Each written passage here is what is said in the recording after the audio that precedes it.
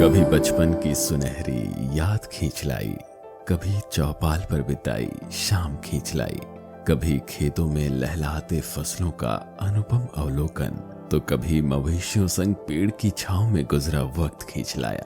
मकान तो कई खरीद लिए इस जगमगाते शहर में, लेकिन हर बार सुकून की तलाश मुझे गांव खींच लाया। झारखंड के गांव हमारी संस्कृति और परंपराओं के जीवंत प्रतीक है और यहाँ निवासरत ग्रामीण सदियों से इन विरासतों को संरक्षित करते आ रहे हैं। किंतु विडंबना देखिए कि अक्सर प्रकृति की गोद में बसे इन गांव को बुनियादी सुविधाओं से लेकर विकासात्मक अवसरों तक असंख्य चुनौतियों का सामना करना पड़ता है। इसलिए यह सुनिश्चित करना जरूरी हो जाता है कि इनकी जरूरतों के धागे को सरकारी नीतियों के ताने पानी में कुछ इस तरह बुना जाए कि कोई भी गांव प्रगति की दौड़ में पीछे न छूट पाए। शहर की बारिश की से रास आती है, गाँव की बारिश में मिट्टी से खुशबू आती है और झीनी झीनी बारिश और मिट्टी की सौंधी सौंधी खुशबू के साथ हमने अपनी यात्रा आरंभ कर दी है। हम पहुंच चुके हैं बाजपुर गांव। ये जो गांव है इसे वर्ष 2016 में सांसद आदर्श ग्राम योजना के तहत तत्कालीन सांसद महेश पोद्दार ने गोद लिया था। हमारा उद्देश्य है कि बीते वर्षों में यहाँ पर कौन सी ऐसी योजनाएं हैं जिसे धरातल पर उतारा गया है, इस गाँव की क्या कुछ कहानी है और किस तरीके से ये गाँव विकसित हो रहा है, ये सब हम आपके समक्ष लेकर आए। तो यहाँ से हम आरंभ करते हैं बाजपुर की गाँव यात्रा।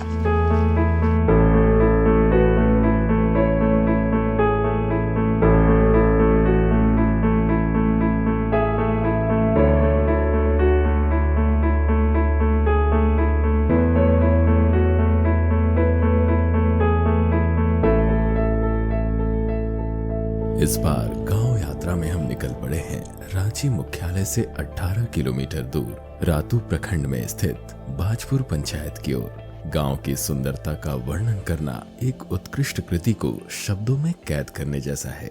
बाजपुर की गलियों में सजे पारंपरिक घरों के आकर्षण से मोहित होना लाजमी है। इनकी पारंपरिक वास्तुकला एक अनूठी कहानी बयां करती है। गांव के चारों ओर विभिन्न साग सब्जियों से सजे ये खेत यहाँ के किसानों को जीविका प्रदान करते हैं। गांव की ताजी हवा, नीला आसमान और प्रकृति की मधुर ध्वनि वह सुकून प्रदान करती है जो धीरे धीरे दुर्लभ होती जा रही है।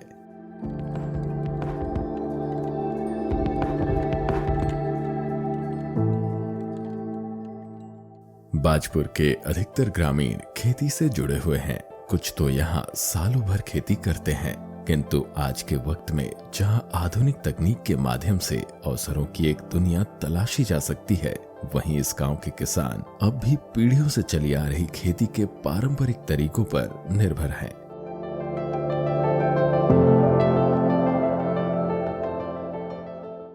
खेती में अभी लगाए हैं मकई है, कांदा है, बोदी है, मिर्चाई, ओल और गोंगरा है और कुआं नारगा में कुआं से पटाते हैं।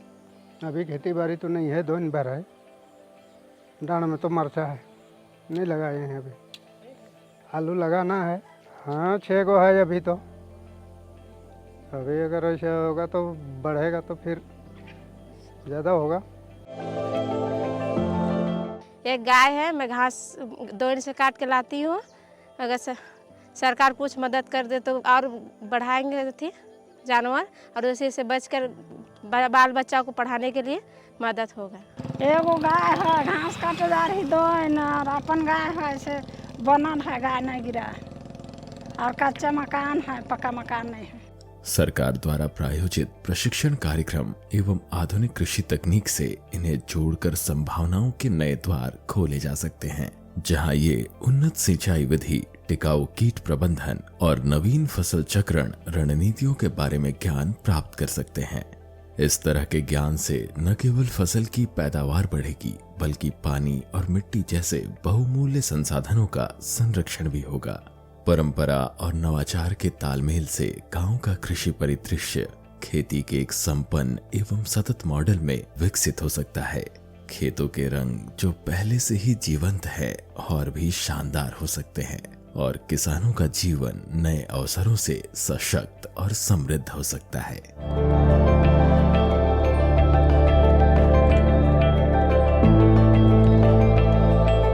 खेती के साथ साथ कुछ उद्यमशील ग्रामीण आम की बागवानी की ओर रुख कर रहे हैं। बिरसा हरित ग्राम योजना से लाभान्वित होकर न केवल इन्होंने आम के बागों को विकसित किया है, बल्कि ऐसा करके उन्होंने आय का एक नया स्रोत भी बना लिया है। इनके परिश्रम का मीठा फल सिर्फ शाखाओं पर लटके हुए आम ही नहीं है, बल्कि आर्थिक स्थिरता और समृद्धि भी है। और इसमें जो खेती नहीं होता है, हम बराबर खेती लगाते हैं, लेकिन अच्छा से सब फसल नहीं काटते हैं।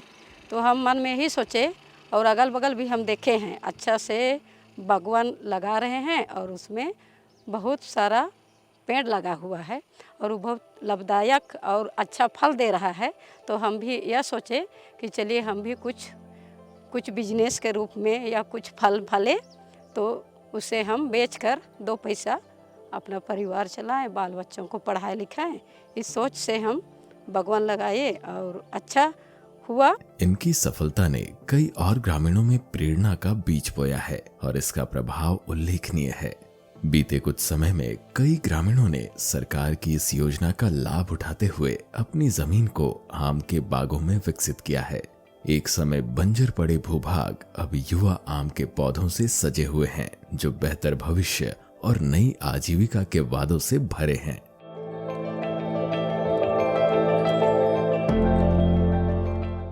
हम लोग का बागवानी लगाल है, उसको आम तो ठीक है फलता है, पैदा होता है, लेकिन क्या करेंगे, हम लोग को बेचने नहीं सक रहे हैं। घेरा नहीं है इसलिए कोई खा जाता है। घेरा होगा तो फायदा होगा, तो घेरा है ये नहीं है तो कैसे फायदा होगा। पहला काम है मैंने बागवानी का, और भी हम काम करवाए हैं, कुआं सब, मेड़बंदी सब, समथलीकरण भी लिए थे, समथलीकरण भी कराए, सब अच्छा सक्सेस हुआ है।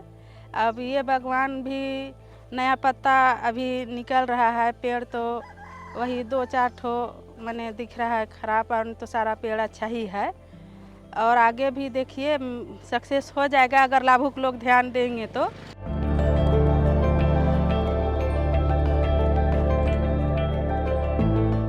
हरी भरी सब्जियों से सजे ये खेत, उसके साथ ही आम के बागान और धान की ये जो मैदान है, कहीं ना कहीं बाजपुर पंचायत की खूबसूरती में आभूषण का काम करते हैं। वाकई ये एक कृषि प्रधान पंचायत तो है ही, लेकिन आज भी यहाँ के जो ग्रामीण हैं वो पारंपरिक तरीके से ही खेती कर रहे हैं, जिस कारण जिस हिसाब का इन्हें मुनाफा होना चाहिए उसमें थोड़ी कमी होती है। अगर आधुनिक तौर तरीके से ये खेती कर पाएंगे तो पैदावार में भी बढ़ोतरी होगी, इन्हें ज़्यादा मुनाफा भी मिलेगा, और उसके साथ ही जो संसाधन अभी ज़्यादा उपयोग में आ रहे हैं वो कहीं ना कहीं कम तौर से सस्टेनेबल तरीके से वो खेती कर पाएंगे। सरकार की जो कुछ योजनाएं हैं अगर यहाँ तक वो भी पहुँच जाएं तो खेती करने में इन्हें काफ़ी आसानी होगी। सरकारी योजनाओं के तहत गांव के कुछ किसानों को डोभा और कुआं मुहैया कराए गए हैं। यह सहायता किसानों के लिए एक नई जीवन रेखा साबित हुई है, जो उन्हें पूरे वर्ष अपने खेतों की सिंचाई करने और फसल उगाने में सक्षम बना रही है। कुछ किसान इन जलाशयों में मछली पालन भी कर रहे हैं। डोभा और शेड हमको मिला है, इसमें मछली पालन करते हैं डोभा में, और उसमें बत्तख रखते हैं। बत्तख अभी बेच के ख़त्म कर दिए हैं करम में, और उसका जो बत्तख लेटरिंग करता है, जाली है उसमें गिरता है, नीचे गिरता है डोभा में, उसके वो मछली खाता है, उसी से मछली बढ़ जाता है, मछली भी तैयार होता है, बत्तख भी तैयार हो जाता है। शिक्षा वास्तव में विकास की आधारशिला के रूप में कार्य करती है और गांव में यह प्रगति के लिए एक महत्वपूर्ण अस्त्र है। इस पंचायत में प्राथमिक और मध्य विद्यालय मौजूद हैं। हालांकि गुणवत्तापूर्ण शिक्षा की दिशा में अभी भी कुछ जरूरी सुधार की आवश्यकता है, विशेष रूप से स्कूल भवन के क्षेत्र में। ये संरचनाएं जो आदर्श रूप से सुरक्षित और सीखने के लिए अनुकूल होनी चाहिए, फिलहाल जर्जर स्थिति में है, जिससे तत्काल नवीनीकरण की आवश्यकता है।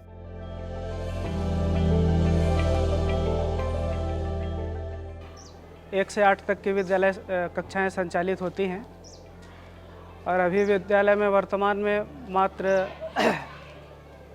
4 शिक्षक हैं और लगभग 132 बच्चे नामांकित हैं। विद्यालय में काफ़ी सुविधा का अभाव भी है।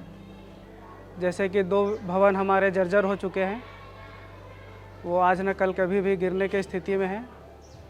और शिक्षकों की कमी में बच्चों का नियमित रूप से पढ़ाई नहीं हो पाता है, क्योंकि शिक्षक कम होने के वजह से हम लोगों को क्लास लेने में दिक्कत होती है, असुविधा होती है। विद्यालय में शौचालय का भी रख रखाव सुविधा के अभाव में सही नहीं है। इसके अलावा स्मार्ट कक्षा और पुस्तकालय जैसी आधुनिक सुविधाओं की भी कमी है। लैब के लिए बहुत सारा सामान कुछ वर्ष पहले दिया गया था, लेकिन उनके लिए कुछ वैसा रेक नहीं है, टेबल नहीं है, जिसके वजह से हम लोग नहीं करा पाते हैं।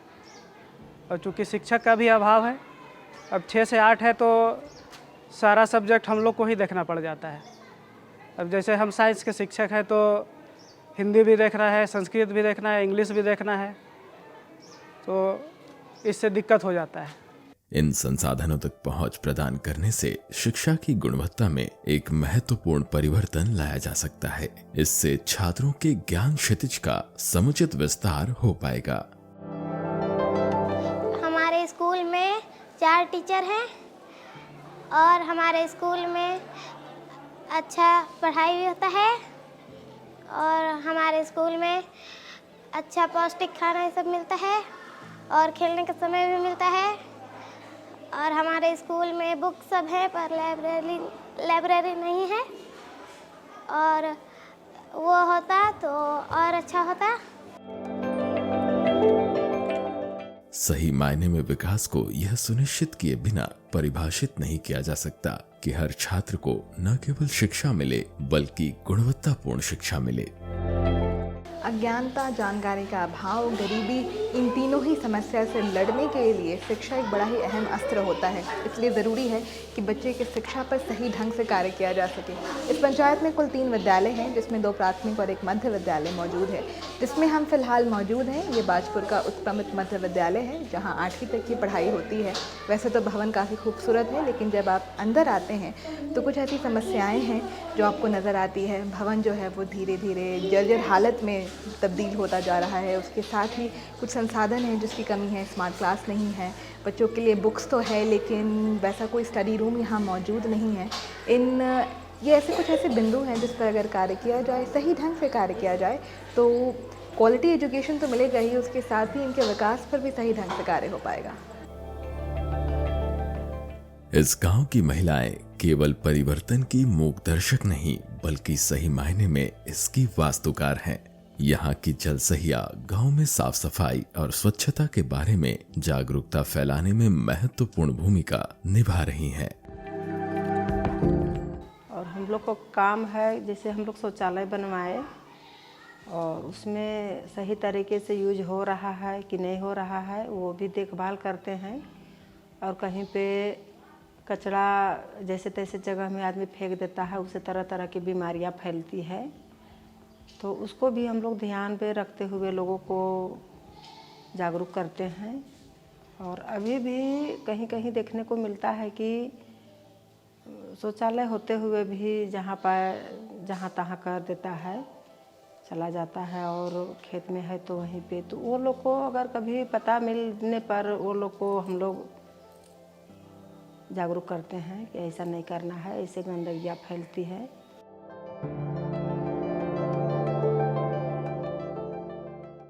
स्वच्छता को लेकर ही काम करते हैं और काम करते हैं। और सबसे पहले तो हम लोग टॉयलेट बनाए, टॉयलेट बनाने के बाद फिर उसको कैसे यूज करना है ये सब सिखाए सब कोई को। सब हमारे गांव में टॉयलेट यूज कर रहा है। अभी साफ़ सफाई का योजना चला हुआ है। कचरा प्रबंधक जो चल रहा है, वो प्लास्टिक का कैसे यूज करना चाहिए, कैसे कहाँ पर प्लास्टिक को नहीं फेंकना चाहिए, सबके बारे में बताते हैं। और इतना काम करते हुए अभी हम लोग को सरकार तरफ से जो 1000 रुपया देने का जो निर्णय लिया गया था, वो भी हम लोग को नहीं मिलता है।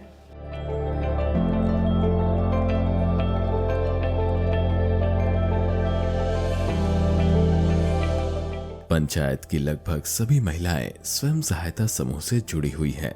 जहां यह हर हफ्ते बचत भी करती हैं, साथ ही जरूरत के वक्त आसानी से कम ब्याज पर ऋण भी ले लेती हैं। समूह द्वारा हर सप्ताह होने वाली बैठक इन्हें सरकारी योजनाओं के बारे में जागरूक रखने में भी मदद करती है। महिला समूह में एक तरह से देखा जाए तो जैसे पीएस में जब से हम लोग जुड़े हैं तो उधर से भी कुछ सहायता मिल जाता है। जैसे अनुदान राशि हो गया, एक बार तो 10,000 का था, फिर 15,000 वाला था। तो एक समूह में एक ही बार अनुदान में दिया है, वो आजीविका बढ़ाने के लिए।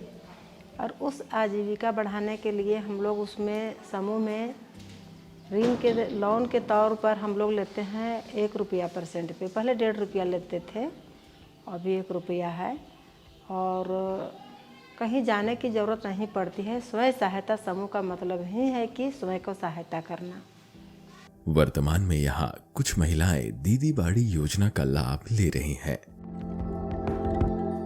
मेरे पंचायत में दीदी बाड़ी मिला है और बहुत दीदी लोग अपना अपना अगल बगल जो घर के अगल बगल जो छोटा जगह बचता है उसमें सब्जी उब्जी का खेती लगाती है। तो ज़्यादा उसमें तो पूंजी नहीं लगता है, कम ही पूंजी लगाती है। उसमें अच्छे किस्म का बीज लगाती है, उसमें बहुत अच्छा खेती तो आता है। उसमें गोबर खाद ही देती है वो लोग। और ऐसे रासायनिक खाद तो पहले से ही यूज होते ही आ रहा है और उसको भी नहीं देने से नहीं होता है खेती।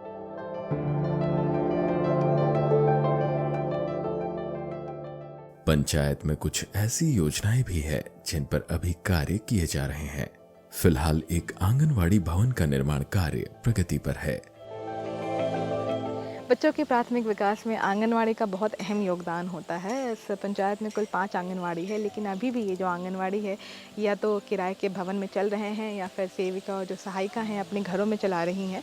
लेकिन धीरे धीरे इस समस्या पे भी कार्य होना शुरू हो गया है। जैसा कि आप मेरे पीछे देख सकते हैं, यहाँ पर फिलहाल एक आंगनवाड़ी का जो कार्य है वो प्रगति पर चल रहा है। इसके साथ ही हर घर नल योजना का कार्य भी प्रगति पर है। यह योजना ग्रामीणों के जीवन की गुणवत्ता में सुधार लाने और उन्हें तीनों पहर पानी लाने के बोझ से मुक्ति दिलाएगा। इस पंचायत में ग्रामीणों को विभिन्न संसाधनों से जोड़ा जा सके, इसके लिए कई कार्यक्रमों को धरातल पर उतारा गया है। फिलहाल जिस रास्ते पे मैं चल रही हूँ, यहाँ पर पेवर ब्लॉक्स बिछाए गए हैं ताकि गांव के अंदर यातायात जो है वो सुलभ हो सके।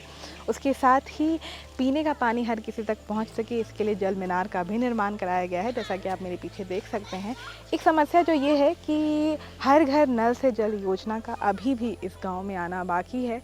ग्रामीण बता रहे हैं कि चर्चा में तो है कि खैर ये योजना उतरने वाली है, लेकिन अभी भी कोई कार्य यहाँ पर शुरू नहीं हुआ है। यहाँ कई ग्रामीण प्रधानमंत्री आवास योजना से लाभान्वित होकर आज अपने पक्के मकान में निवासरत हैं, पर कुछ परिवार ऐसे भी हैं जो अपने घर के सपने को साकार होते देखने का अभी भी इंतजार कर रहे हैं। ये पंचायत का कार्यभार मिला हमको, उसके बाद से कुछ दिन के बाद में ही इस पंचायत को आदर्श ग्राम के रूप में लिया गया। जिन्होंने महेश पुदार राज्यसभा सांसद जो थे इस पंचायत को गोद लिया, उसके बाद में डेवलप का काम थोड़ा बहुत प्रगति में आया। लेकिन क्या है कि गांव का जैसे रेवेन्यू विलेज है मेरा बाजपुर पंचायत में, जैसे बाजपुर गांव हो गया, हिसरी हो गया, चौले हो गया, आपका पंडरा हो गया, चारों मिला के चारों गाँव से एक मीटिंग हुआ। मीटिंग होने के बाद में एक विलेज मैप बना। विलेज मैप बनने के बाद में क्या क्या उसका योजना चलना है, सारे योजना के बारे में बताया गया। लेकिन क्या है कि धीरे धीरे क्या हुआ, धीरे धीरे छूटते चला गया।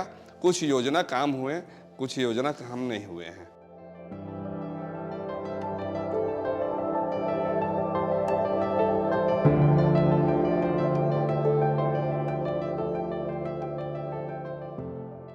और काम के बाद जब राज्यसभा सांसद जे पुदार गोद लिए थे, उसके बाद से थोड़ा सा क्या था, वैल्यू दिया जाता था पंचायत को कि हाँ इस योजना को पहले काम कराना है।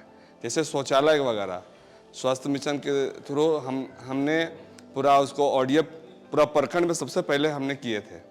और उसके बाद में करने के बाद में उसके बाद में ODF होने के बाद में अभी जल नल योजना का काम चल रहा है, स्टार्ट हुआ है।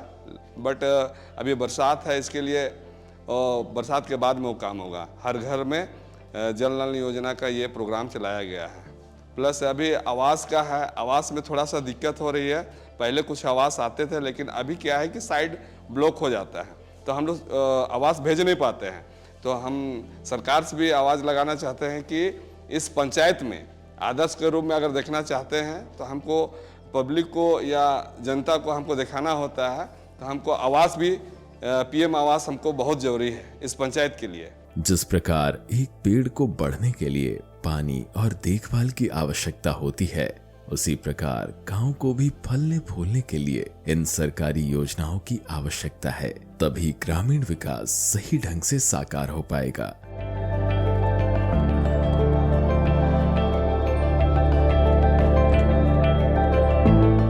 यह समझना महत्वपूर्ण है कि एक विकसित गांव की यात्रा कोई मंजिल नहीं बल्कि एक निरंतर प्रयास है। इसमें समुदाय के प्रत्येक सदस्य के सामूहिक समर्थन और सक्रिय भागीदारी की आवश्यकता होती है। मॉडल पंचायत बनाने के लिए हमको सरकार से और भी बहुत तरह का आवश्यकता है। जैसे गांव में जैसे शादी विवाह होता है तो लोग को बहुत ज़्यादा कॉस्ट पड़ जाता है, तो एक मैरिज हॉल का बहुत अति आवश्यकता है। दूसरा क्या है कि स्वास्थ्य उपकेंद्र होना जरूरी है कि मेरा यहाँ पंचायत में जो भी बच्चा है या जो भी बीमार होते हैं तो हमको यहाँ से 15 किलोमीटर दूर लेके जाना पड़ता है। जैसे हमको कट्ठल मोड़ ले जाना पड़ता है, रातू लेके जाना पड़ता है, तो उप स्वास्थ्य केंद्र होना बहुत ज़रूरी है मेरे लिए। और दूसरा क्या है कि तीसरा और क्या है कि हमको यहाँ से जो भी अगर एक्सीडेंटल रहता है या डिलीवरी का केस रहता है, चाहे और भी औरत का बहुत सारा का प्रॉब्लम रहता है, तो हमको लेके जाना पड़ता है, तो गाड़ी का बहुत आवश्यकता होता है। तो हमको एम्बुलेंस का बहुत जरूरी है यहाँ पर पंचायत के लिए। एम्बुलेंस हमको चाहिए। रखी गई हर ईंट, लगाई गई हर पाइपलाइन और हर बच्चे को शिक्षित करना एक समृद्ध और संपन्न गांव के सपने को साकार करने की दिशा में एक कदम है। इन गांव में हमारे इतिहास के पन्ने और भविष्य की उम्मीदें समाहित हैं। इन्हें सशक्त बनाने और मौजूदा चुनौतियों से निपटने के लिए उठाया गया हर कदम हमें उस कल के करीब लाता है जहां हर ग्रामीण समृद्ध और खुशहाल हो। किसी भी राज्य का, किसी भी राष्ट्र का पूर्ण विकास तब तक संभव नहीं है जब तक वहाँ निवासरत हर एक नागरिक का पूर्ण विकास ना हो। इस पंचायत में योजनाएं तो आई हैं, कई काम भी हुए हैं, लेकिन अभी भी ये जो काम है, ये जो योजना है, इसे हर ग्रामीण तक पहुँचना बाकी है। उसके बाद ये जो पंचायत है, ये एक आदर्श पंचायत बन पाएगा, एक मॉडल पंचायत के रूप में विकसित हो पाएगा। अब हम अपने कार्यक्रम की अंतिम कड़ी पर आ चुके हैं। हमें दीजिए इजाज़त, हम आपसे फिर मिलेंगे गाँव यात्रा की अगली कड़ी में। तब तक के लिए जोहार, नमस्कार।